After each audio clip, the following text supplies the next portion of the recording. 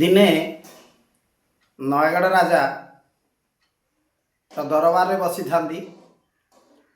ତାଙ୍କୁ ଭଲ ଲାଗିଲାନି, ଯେହେତୁ ତାଙ୍କ ଦରବାରରେ ସେଦିନ ଯଦୁମଣି ଉପସ୍ଥିତ ନଥିଲେ। ତେଣୁ ସେ ତାଙ୍କ ପୁଅକୁ ଡାକିଲେ, କହିଲେ ତୁମେ ଯାଅ ଯଦୁମଣିଙ୍କ ପାଖକୁ, ତାଙ୍କୁ କହିବ ବାବା ଡାକୁଛନ୍ତି ଯଥାଶୀଘ୍ର ରାଜଦରବାରରେ ଉପସ୍ଥିତ ହେବା ପାଇଁ। ରାଜାଙ୍କ ପୁଅ ଯଦୁମଣିଙ୍କୁ ଡାକିବା ପାଇଁ ତାଙ୍କ ଗାଁରେ ଯାଇକି ପହଞ୍ଚିଲେ। ସେ ସମୟରେ ଯଦୁମଣି କ'ଣ କରିଛନ୍ତି, ବ୍ରାହ୍ମଣ ଶାସନ ତ, ତେଣୁ ବ୍ରାହ୍ମଣମାନଙ୍କ ସାଙ୍ଗରେ ବସିକି ତାଙ୍କର ପଶା ଖେଳ ଚାଲିଛି। ଏହି ସମୟରେ ରାଜପୁତ୍ର ଯାଇ ପହଞ୍ଚିଲା, କହିଲା ମହାଶୟ, ଯଦୁମଣି ମହାଶୟ, ଆପଣଙ୍କୁ ବାବା ଡାକୁଛନ୍ତି ଯଥାଶୀଘ୍ର ଦରବାରରେ ଉପସ୍ଥିତ ହେବା ପାଇଁ। ତ ଯଦୁମଣିକୁ ବିରକ୍ତ ଲାଗିଲା। ସେ ସାଙ୍ଗସାଥି ମେଳରେ ସୁନ୍ଦର ଭାବରେ ପଶା ଖେଳରେ ବ୍ୟସ୍ତ ଥିଲେ, ବହୁତ ଖୁସିରେ ମୌଜ ମଜଲିସରେ ବ୍ୟସ୍ତ ଥିଲେ। ତେଣୁ ସେ ବିରକ୍ତ ହେଇଗଲେ, ଏସା ବୋପାଶଳା ଯେମିତି ପୁଅଶଳା ସେମିତି। ଏ ବୋପାଶଳା କେଉଁଠି ରଖେଇଦେବନି, କି ପୁଅଶଳା କେଉଁଠି ରଖେଇଦେବନି।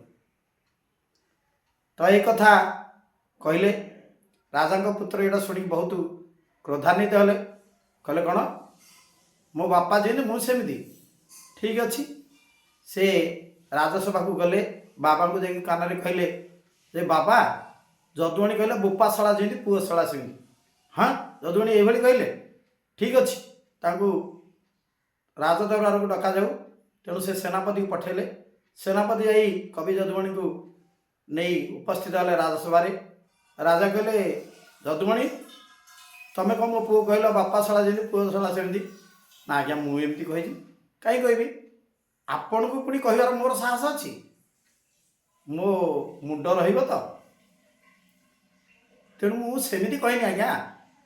ମୁଁ କହିଲି, ଆପଣ ପଚାରୁନାହାନ୍ତି ପୁଅକୁ। ସେଇ ସମୟରେ ପବନ ହେଉଥିଲା, ଆଉ ଚାଳରେ ମାଙ୍କଡ଼ରେ ଡେଉଁଥିଲେ। ମୁଁ ସେମାନଙ୍କୁ ଲକ୍ଷ୍ୟ କରି କହିଲି ଯେ ବୋପାଶଳା ଯେମିତି ପୁଅଶଳା ସେମିତି। ବୋପାଶଳା ଯେମିତି ପୁଅଶଳା ସେମିତି ଅର୍ଥ, ବାପା ପବନ, ଆମର ଚାଳ ଘର ଆଜ୍ଞା, ଗରିବ ଲୋକ, ସେଟା ଉଡ଼େଇ ନେଉଛି। ଆଉ ପୁଅ ତାର ଯେଉଁ ମାଙ୍କଡ଼ ହନୁ, ସିଏ କ'ଣ କରୁଛି, ଚାଳର ଟେକି ଟେକି ଦେଉଛି।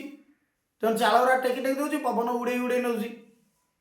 ତେଣୁ ସେମାନଙ୍କୁ ଦେଖି ମୁଁ କହିଲି, ଏ ବୋପାଶଳା ପବନ ଯେମିତି, ଏ ପୁଅଶଳା ହନୁ ସେମିତି। ଆପଣଙ୍କୁ କେତେବେଳେ କହିଲି? କିନ୍ତୁ ସେ ଏଇଟା ଥିଲା ତାଙ୍କର ଖସିବା ପାଇଁ ପ୍ଲାନ୍, ଖସିବା ପାଇଁ ଯୋଜନା। ପ୍ରକୃତରେ ସେ ରାଜା ଏବଂ ତାଙ୍କ ପୁଅ କହିଥିଲେ। କିନ୍ତୁ ଦେଖନ୍ତୁ କେତେ ଚତୁର ଯଦୁମଣି ଥିଲେ।